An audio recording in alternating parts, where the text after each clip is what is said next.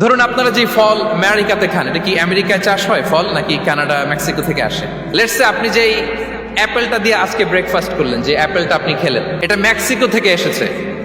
ওই অ্যাপেলটা যখন কুড়ি অবস্থায় ছিল, মুকুল অবস্থায় ছিল, তখনই ওটার মধ্যে আপনার নাম লেখা। এর মধ্যে কত পাখি এসে ওই গাছে বসেছে, কত মুকুল নষ্ট করেছে, ওইটা নষ্ট করে নাই, কারণ ওইটা আপনি খাবেন।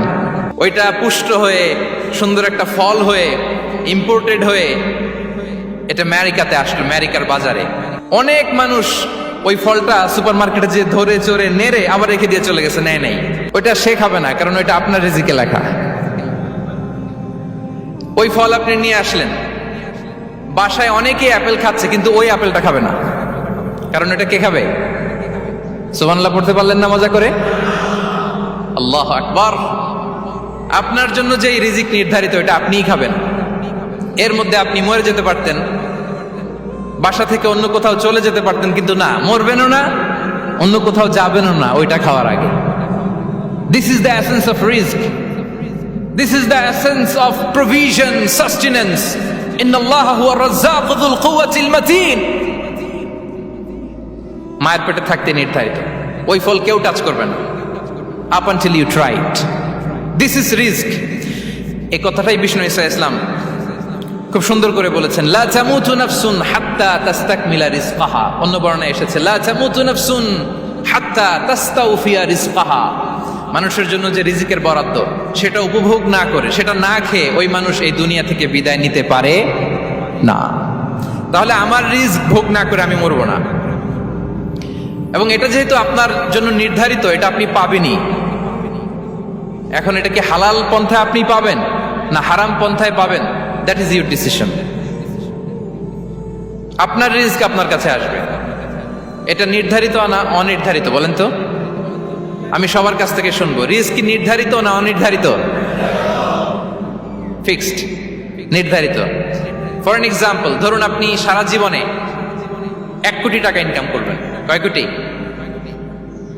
1 কোটি টাকা ইনকাম করবেন, এটা নির্ধারিত, আল্লাহ তাআলা ফিক্স করে ফেলেছেন, এটা আল্লাহর সিদ্ধান্ত। কিন্তু এই 1 কোটি হালাল পন্থায় আপনি উপার্জন করবেন না হারাম পন্থায়, এটা আপনার সিদ্ধান্ত। So now the decision is years. যদি আপনি পরিশ্রমী হন, যদি আপনি সৎ পথ অবলম্বন করেন, তাহলে ওই 1 কোটি আসবে আপনার কাছে, কিন্তু হালাল পন্থায়। আর যদি আপনি হালাল হারাম মিক্স করেন, টেবিলের উপর দিয়েও নেন, নিচ দিয়েও নেন, আসবে কিন্তু 1 কোটি। আসবে কয় কোটি? কথা বোঝে নাই বোধহয়। টেবিলের নিচ দিয়েও যদি নেন, সারা জীবনে আপনি পাবেন কত? 1 কোটি। So now the decision is years. সিদ্ধান্ত আপনার। হালাল পন্থায় উপার্জন করবেন না হারাম পন্থায়? বলেন হালাল না হারাম? হারামের সাথে আমাদের কোনো সম্পর্ক? হারামকে আমরা এই কনভেনশন সেন্টার থেকে না বলে দিলাম, আওয়াজ করে বলুন নো। হারামের সাথে আমাদের কোনো সম্পর্ক? আল্লাহ তাআলার দেয়া বরাদ্দ রিস্ক আমরা হালাল পন্থায় উপার্জন করবো ইনশাআল্লাহ। বলেন। তাহলে মায়ের পেট থেকে নির্ধারিত হয়ে গেল, আমারটা আমি পেলাম, হালাল ভাবে আমি নিব। আরেকটা জিনিস মনে রাখতে হবে যে কেউ কারো রিজিকে ভাগ বসায় না, কেউ না। আমরা অনেকে মনে করি যে আমি ওকে দিলাম, ওকে খাওয়াইলাম, আমি বোধহয় খাওয়াইলাম। না, সে আপনারটা খায় নাই, সে তার রিজিকই খেয়েছে।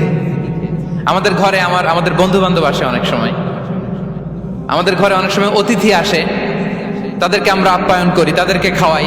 আসলে সে আমারটা খায় না, সে কারটা খায়? তার নিজেরটাই খায়। বিষ্ণু ইসলাম এটা খুব সুন্দর করে বলেছেন। ওনার কাজিন চাচাতো ভাই আব্দুল্লাহ ইবনে আব্বাসকে একদিন অনেক নাসিহা করছিলেন। করতে করতে এক পর্যায়ে তিনি বললেন, ওয়ালাম, ইবনে আব্বাসকে বলছেন, ওয়ালাম আন্না মা আসাবাকা লাম ইয়াকুন লিইখতিআক ওয়া মা আখতাআকা লাম ইয়াকুন লিইউসিবাক। আব্দুল্লাহ, জেনে রেখো, যেটা তুমি পাওয়ার এটা তুমি কোনোদিন হারাবা না। যেটা তোমার হওয়ার কথা ছিল ওটা তুমি কোনোদিন মিস করবা না। আর যেটা তুমি পাওয়ার কথা না, গোটা বিশ্বের সব শক্তিকে হাতের মুঠোয় আনলেও সেটার দেখা তুমি পাবে না, পাবে না।